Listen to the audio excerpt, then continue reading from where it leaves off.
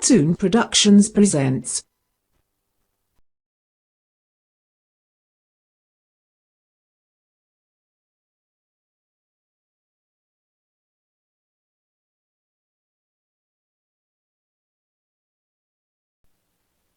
Please note, modifications or mods are merely changes in graphical appearances. These do not give any player or user any sort of buff or advantage over others. So you want to create a bit of mods for your own personal use? Well, it is quite daunting. But I can go over some of what I have learned with you. So here is what I will do. I will first break this instruction into separate groups. I feel that if I post too much information it may be a bit overwhelming. First, we will go over some basics in the programs that I frequent the most to make mods for Dungeon Fighter Online. Alright, first I will list the programs that I use, or the ones that you will need to make all of this work. My goal is to give you a better understanding on how all this works, to create a bit of magic. The first program that you will need is a compression program, more commonly known as WinZip. There are variations of this program. Like, for example 7-Zip. 7-Zip is completely free. Unlike the first one I mentioned, it has to be activated with a paid feature. The reason a compression program is used, well, for one, it saves space, and second, it's much easier to distribute and download, so if you want to share with your friends, it can be made readily available.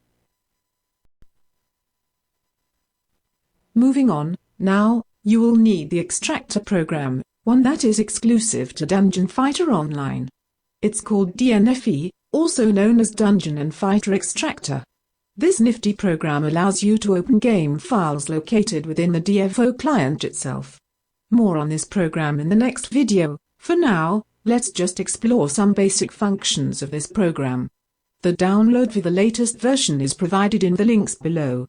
With DNFE, once you learn its basic functions, you can add or replace certain elements.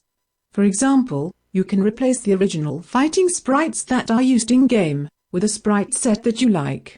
I realize that the Extractor client is in Chinese, but, with a bit of practice, you can get familiar with the program's most used functions. Now that you have installed DNFE, let's begin by first finding the location of all the NPK files that you will be working with. NPK is the abbreviation for Neopals Pack, which is exclusive to Neopals.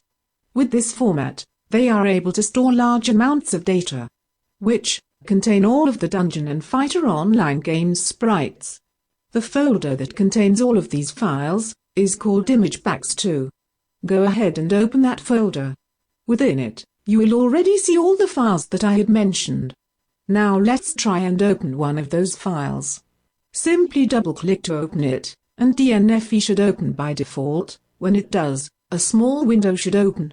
If you look to the right, it's what I call the file's contents. It shows everything that is contained in that file.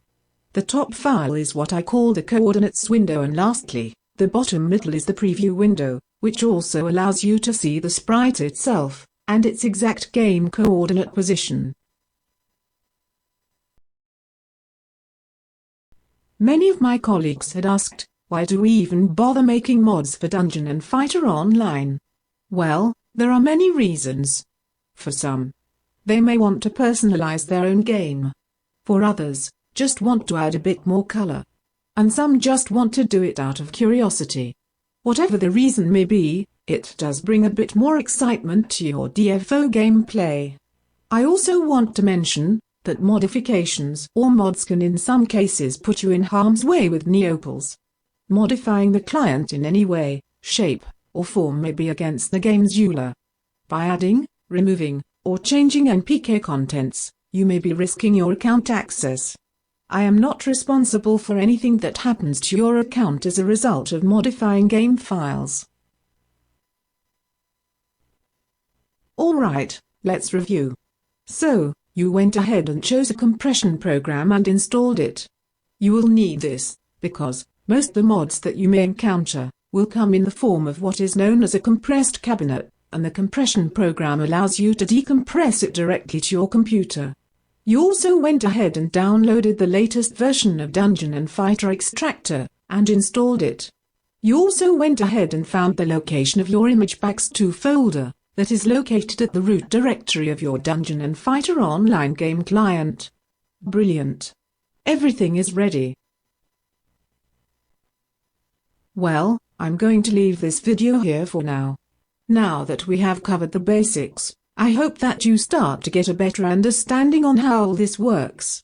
Don't worry, it takes a bit of practice, but practice makes perfect, does it not? I also wanted to mention, you want a mod for your own game, or maybe you want to establish yourself as a prestigious modder?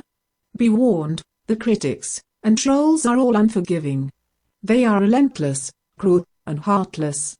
They wait in the shadows for a given opportunity to shame one person in front of the entire world. Unfortunately, it's the sole purpose of what these individuals live for.